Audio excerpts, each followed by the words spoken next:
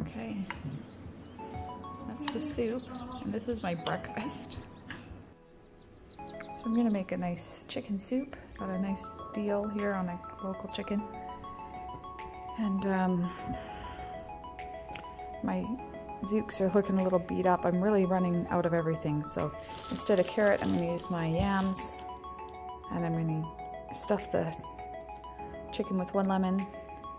I'm going to roast a couple of peppers to get the lectins, the skins off, and create a nice flavor.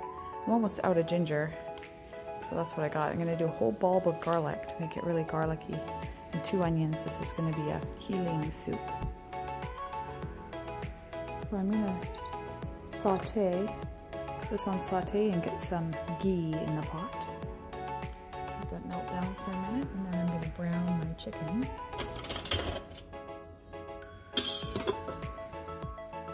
So for my rub, I'm going to do a scoop of pink salt, a scoop of green salt. This is salicornia or sea asparagus, we locally harvested. A scoop of sage, a scoop of black pepper, a scoop of oregano from our garden, a scoop of smoked paprika, and I'm actually going to double up on that one just to make it a bit more smoky, and a very, very generous scoop of dill. I think this is going to have a bit of a lemony dill kick. My chicken's still a bit froze. Just took it out last night before bed, and I woke up early.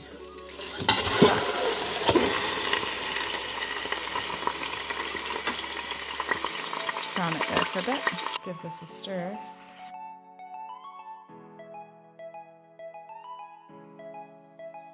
The oven to broil.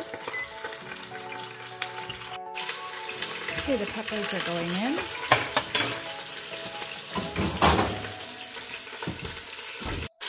So that's been about 4 minutes. Let's just see how that looks.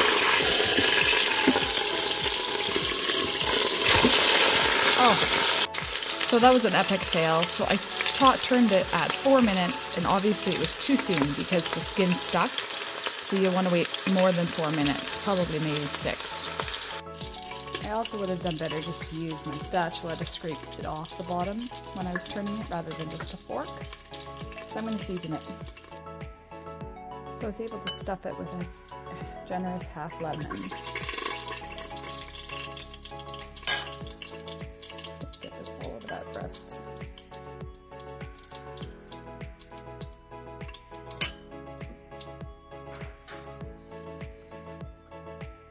Left hand.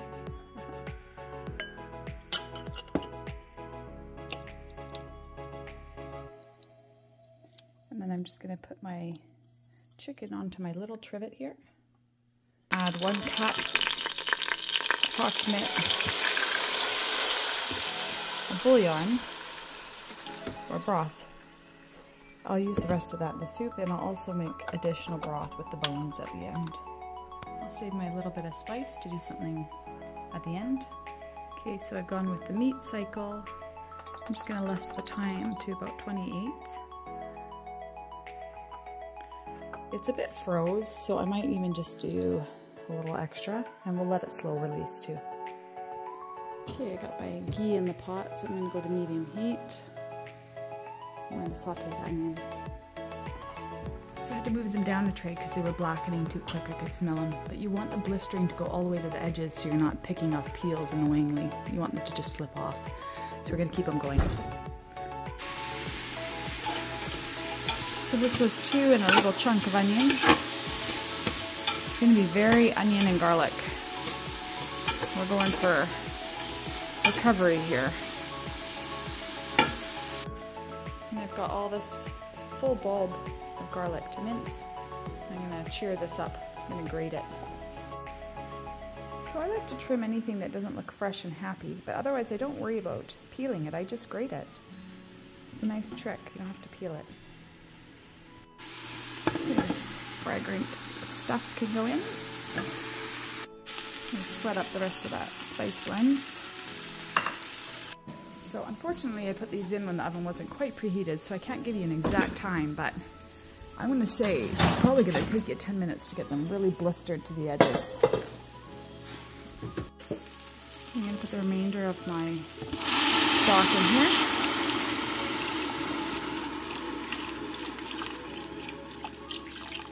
Let me get my veggies in the pot.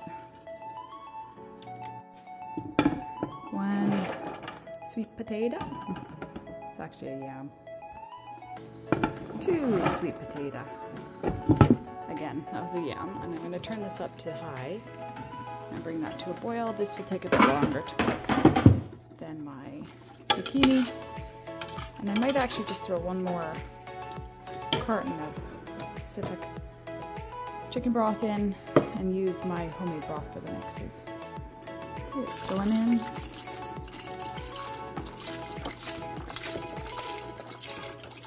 Bring it to a boil. Get my zucchinis chopped. 1 peeled and seeded zucchini. And my second peeled and seeded medium-sized zucchini. Okay, let's see how easy this is to come up.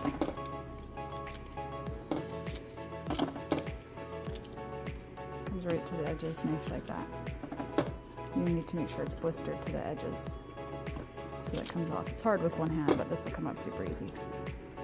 So I'm just going to pop these through my little NutriBullet here. I'm using water to push it. Okay, I've turned the pot to simmer. In goes the roasted peppers.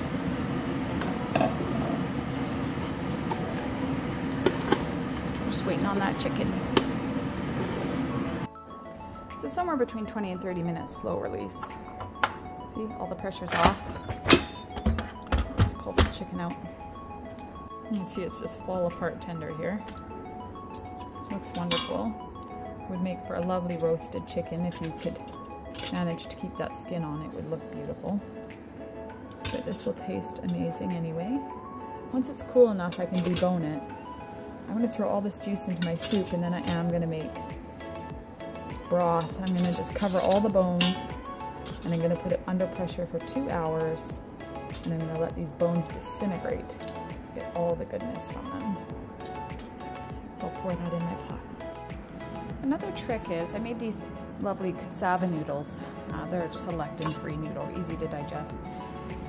A day or 2 ago, and I just rinse them under cold water so they don't continue to cook, and then I toss them in some oil. And you can salt them too if you want. Anyways, this stops the soup from, if you don't think you're going to eat it all in one go, from going gummy when the noodles overexpand and then it just looks like a pot of mush. So sometimes I like just keep the noodles on the side, and you can just toss them into each bowl. So I'm just rough chopping the chicken, and I can go, oh, it's hot, into the pot.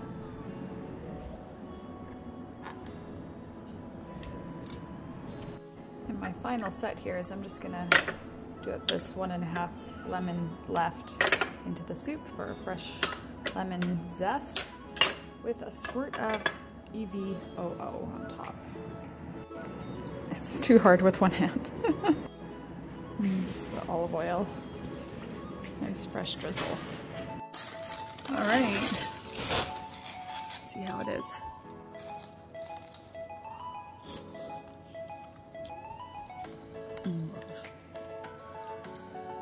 That's so good.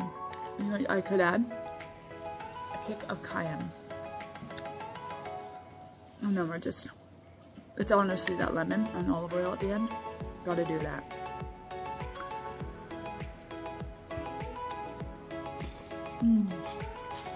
That's what I wanted for breakfast.